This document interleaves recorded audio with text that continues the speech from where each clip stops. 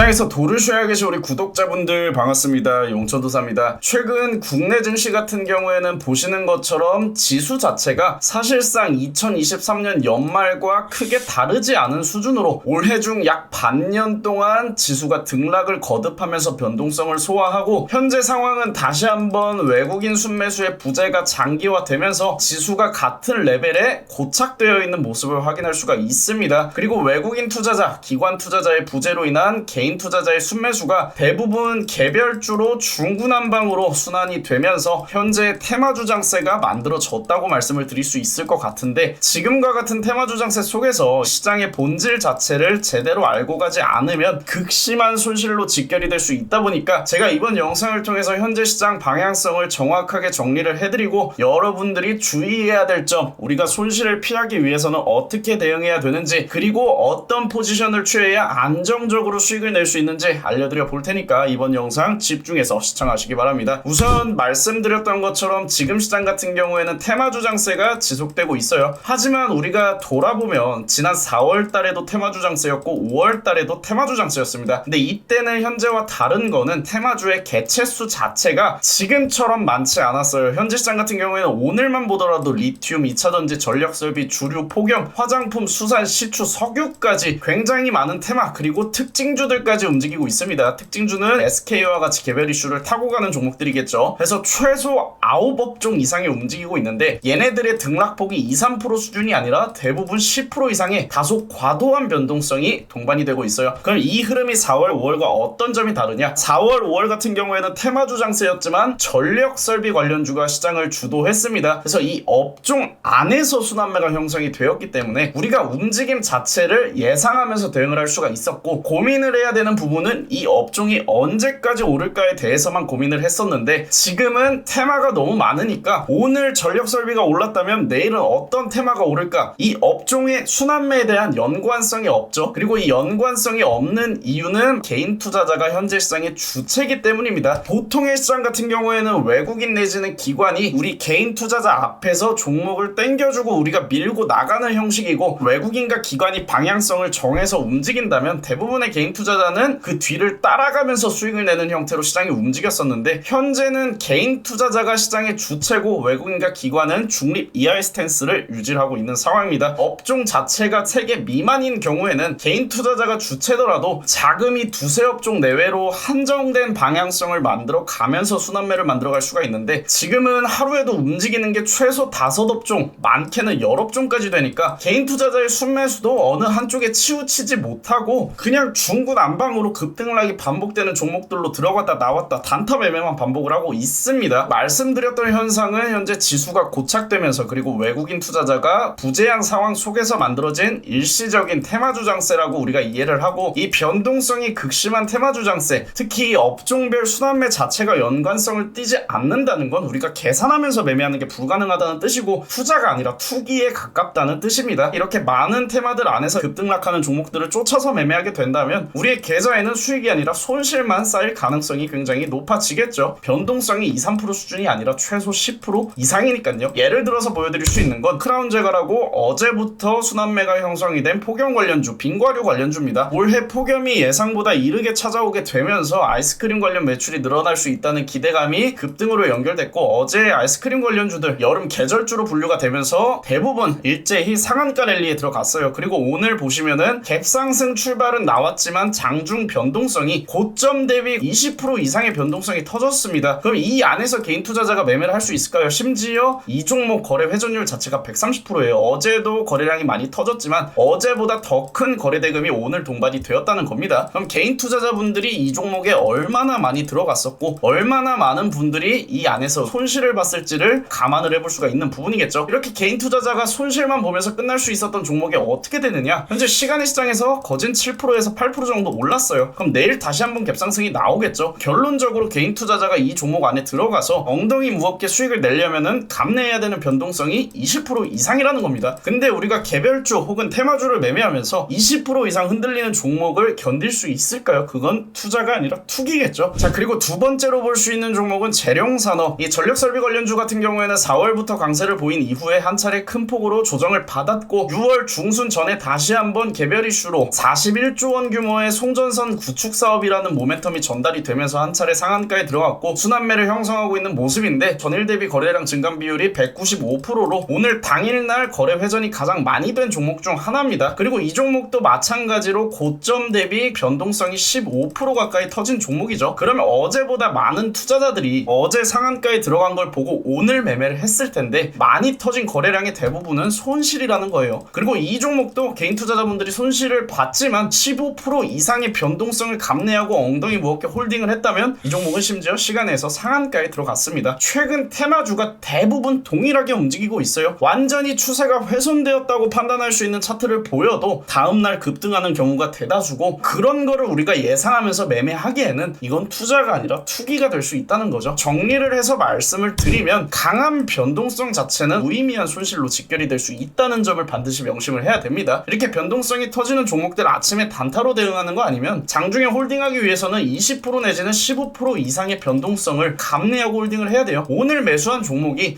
진짜 재수없게 최고점에 매수하면은 마이너스 20% 이상의 손실이 하루 만에 발생할 수 있다는 겁니다. 근데 이거를 우리가 홀딩해서 감내하고 다음날 급등할 수 있는 보장이 있느냐? 그 또한 아니죠. 그렇기 때문에 굉장히 위험한 테마주 장세다. 그래서 우리가 단타 이상으로 보기에는 다소 무리가 있는 시장이다. 이렇게 기억을 하시면 되고 전체적인 방향성 자체는 어차피 연내 금리 인하는 기정사실로 보셔도 됩니다. 현재 유럽에서는 먼저 금리를 내리기 시작했고 이번 6월 FOMC를 확인해봐야 알겠지만 6월 FOMC가 아니더라도 연준도 슬슬 금리를 내릴 때가 됐고 최소 하반기에 한 차례 이상의 금리 인하는 예정이 되어 있기 때문에 금리가 인하되기 시작한다면 거시경제가 완화되고 있다는 뜻이고 특히 국내 증시 같은 경우에는 현재 주변국 대비 상대적 저평가가 이루어져 있는 시장이기 때문에 거시경제가 완화된다면 외인의 반발 매수를 충분히 기대할 수 있는 시장입니다. 금리 인하와 함께 지수 반등을 주도할 수 있는 주도업종 위주로 포트폴리오를 완성을 시켜서 그 완성도 자체가 어느 때보다 중요한 시점이라고 말씀을 드릴 수 있을 것 같고요. 우리가 눈으로 보고 있는 종목들은 하루에도 10% 20% 이상 급등락을 반복하고 있지만 대부분의 종목들은 시가총액이 2천억조차 안 되는 종목들입니다. 그리고 이 종목들이 아무리 올라도 코스닥 지수와 코스피 지수는 오르지 않아요. 지수 반등에 맞춰서 움직일 수 있는 종목들의 포커싱을 맞춰갈 필요가 있다는 거겠죠. 개별주 급등락에 동참하기보다는 포트폴리오의 완성도로 중심을 잡고 엉덩이를 무겁게 가져가는 전략을 토대로 계산된 수익을 만들어가는 방향으로 대응을 해야 됩니다. 그리고 개별주 공략은 결국에는 단타 이상의 대응이 불가능하다는 점, 그리고 그 이유는 말씀드렸던 것처럼 변동성이 너무나도 크기 때문에 하루 이상 보유하는 건 굉장히 위험할 수밖에 없다는 점 여기까지 기억을 하시고, 실제로 무릉도원에서도 동일하게 말씀을 드렸습니다. 저희는 6월 초부터 테마주 장세에서 개별주 위주로 무리하게 공략을 하기보다는 주도업종 위주로 엉덩이 무겁게 가져가는 전략으로 대응을 했고 현재 준비해둔 세 종목은 모두 수익권에서 움직임을 만들어가고 있고요. 테마주 같은 경우에는 급등락이 10%에서 20% 이상 반복이 되기 때문에 우리가 이런 종목들을 홀딩하기보다는 반도체처럼 여유롭게 홀딩하고 계산된 수익을 가져갈 수 있는 종목 위주로 공략이 되고 있습니다. 지금 시장에서는 이 테마주 장세에 휩쓸리지 않고 무의미한 손실을 방지하는 게 첫 번째고요. 수익은 그 다음입니다. 손실을 방지해야 우리가 기회를 잡아갈 수 있어요. 그리고 올해 제대로 된 기회는 아직 만들어지지도 않았습니다. 그러면 그 기회를 잡아가기 위해서는 반드시 이 시장에서 생존을 목표로 움직여야겠죠. 그리고 지금 움직이고 있는 테마주들은 단타 아니면 접근이 제한적일 수밖에 없기 때문에 여러분들이 굳이 미련 가질 필요가 없다. 그리고 쉽게 생각해서 현재 시장은 코스닥 코스피를 막론하고 거의 도박장에 가까운 움직임이 나오고 있다. 그리고 여러분들, 도박은 아시다시피 패가망신의 지름길입니다. 투기가 아니라 투자를 할 수 있게끔 투자에 어울리는 종목으로 포트폴리오의 완성도를 높여서 엉덩이 무겁게 가져간다면 충분히 수익을 낼 수 있다는 점 알려드리면서, 저희 무릉도원 같은 경우에는 많은 분들이 위와 같은 전략으로 함께하고 있으니까 지금 시장이 너무 어렵다 하시는 분들은 잠깐 위에 번호 올려드릴 때 이쪽으로 문자 남겨주시면 좋을 것 같습니다. 자, 그리고 저희 무릉도원 뿐만이 아니라 라이브 방송에서도 매일같이 인사이트와 함께 단타로 볼 수 있는 종목들 알려드리고 있고요. 라이브 방송은 단타 종목 매매 성공률이 90% 이상입니다. 그리고 지금 시장 같은 경우에는 테마주 장세고 이 테마주들은 단타 이상의 대응은 필요가 없기 때문에 테마주들 공략을 원하시는 분들은 저희 라이브 방송 들어오셔서 함께 매매하시고 수익 챙겨가시면 될 것 같습니다. 이번 영상은 여기서 마무리하고 여러분들 또 내일 같은 시간에 만날게요.